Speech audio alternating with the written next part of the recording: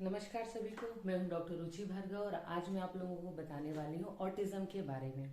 ये ऑटिज्म क्या होता है? ये एक तरह की जेनेटिक प्रॉब्लम है। आजकल हम सभी सुनते हैं ऑटिस्टिक चाइल्ड, ऑटिज्म। ये एक तरह का मनोविकार है। इसको हम शाब्दिक अर्थ में समझना चाहें तो बोल सकते हैं कि सामाजिक समझ कम होना या सामाजिक समझ नहीं होना। जिन बच्चों में इस तरह की प्रॉब्लम होती है उनको हम ऑटिज्म की कैटेगरी में रखते हैं। और ये एक तरह का ग्रुप ऑफ डिसऑर्डर्स है। इसमें मेंटल डिसेबिलिटी, आईक्यू लेवल कम होना, एडीएचडी मीन्स बच्चे का ज्यादा हाइपर एक्टिव होना, चिड़चिड़ापन होना, ये सारा एक पूरा स्पेक्ट्रम है। इसीलिए इसको बोलते हैं autistic spectrum disorder. It covers like a rainbow, कि रेनबो की तरह होता है। इसका जब हम डेफिनेशन हम एक्सप्लेन करते हैं, मीन्स सिम्टम्स कम साइड भी हो सकते हैं, ज्यादा भी हो सकते हैं। तो इसीलिए इसे एक स्पेक्ट्रम डिसऑर्डर कहा गया है। ये होता क्या है? ये 3 तरह का होता है, माइल्ड, मॉडरेट, सीवियर। और इसमें ये कहना कि इसका ट्रीटमेंट नहीं है और जो बच्चे जिस तरह से पैदा हुए हैं ये जेनेटिक आनुवंशिक प्रॉब्लम है तो ये कभी ठीक नहीं होगी, ये मिथ है। ये बिल्कुल गलत है। ऑटिस्टिक बच्चियों का अगर ट्रीटमेंट प्रॉपरली होता है, अर्ली डायग्नोसिस मतलब वो जल्दी पकड़ में आ जाती है बीमारी, तो इसका ट्रीटमेंट हम बहुत अच्छे से कर सकते हैं और बहुत ही अच्छे रिजल्ट हमको मिलते हैं। तो जो माइल्ड कैटेगरी के बच्चे होते हैं ऑटिज्म के, वो हार्डली 6-7 मंथ के ट्रीटमेंट में बहुत अच्छा रिजल्ट शो करते हैं। And moderate category with in 2 year they gives a very good result. हम बहुत अच्छे रिजल्ट दिखते हैं विद द ट्रीटमेंट। एंड जो सीवियर होते हैं उनको विद द ट्रीटमेंट हम एक नॉर्मल लाइफस्टाइल देने की कोशिश करते हैं। बहुत हद तक वो नॉर्मल बच्चों की तरह बिहेव करने लग जाते हैं।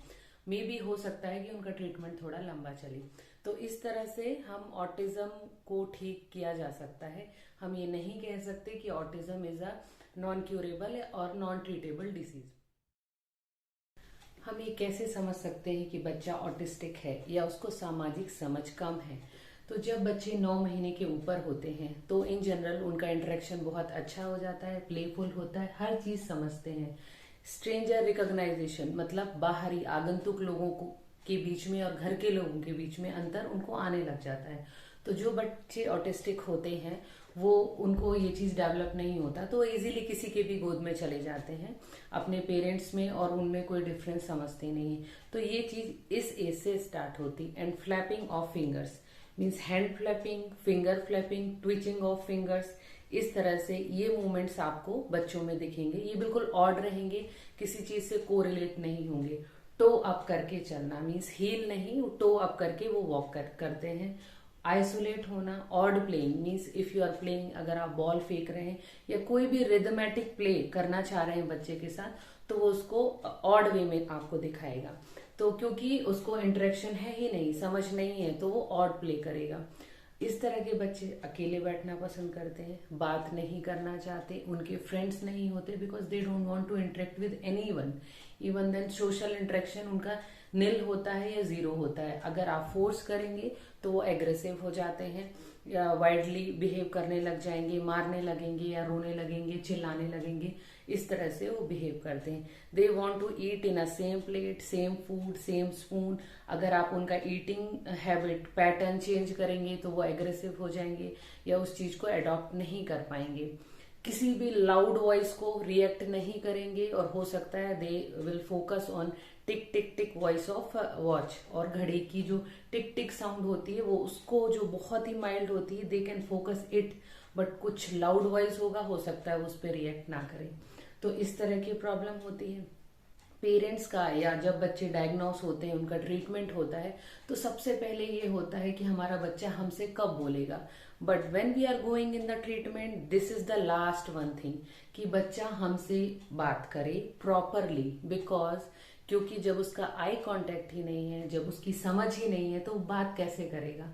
तो सबसे पहले हमको उसके gross motor, fine motor reflexes हैं, जो अंडरस्टैंडिंग्स हैं, उनको डेवलप करना होता है। Then we come on the talking कि बेबी इज टॉकिंग और the children is talking with the parents.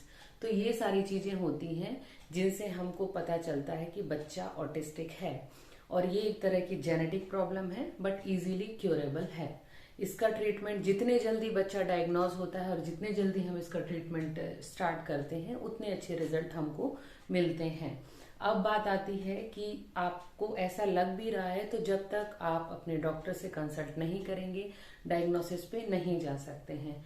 अब आती है इसके ट्रीटमेंट की। तो इसका आयुर्वेदिक पार्ट में आपको बताना चाहूंगी कि इसका ट्रीटमेंट बहुत ही सक्सेस है। आयुर्वेद में इसका बहुत अच्छा रिजल्ट है।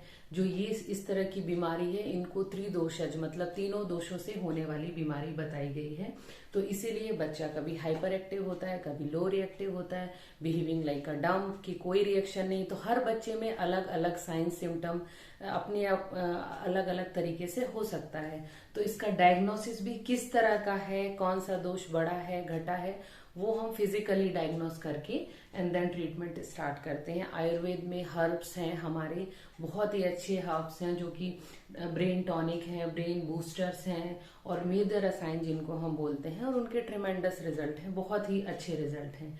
तो इस तरह की प्रॉब्लम अगर आप नोटिस कर रहे हैं या किसी का बच्चा ऑटिस्टिक है, so please contact with us. Thank you.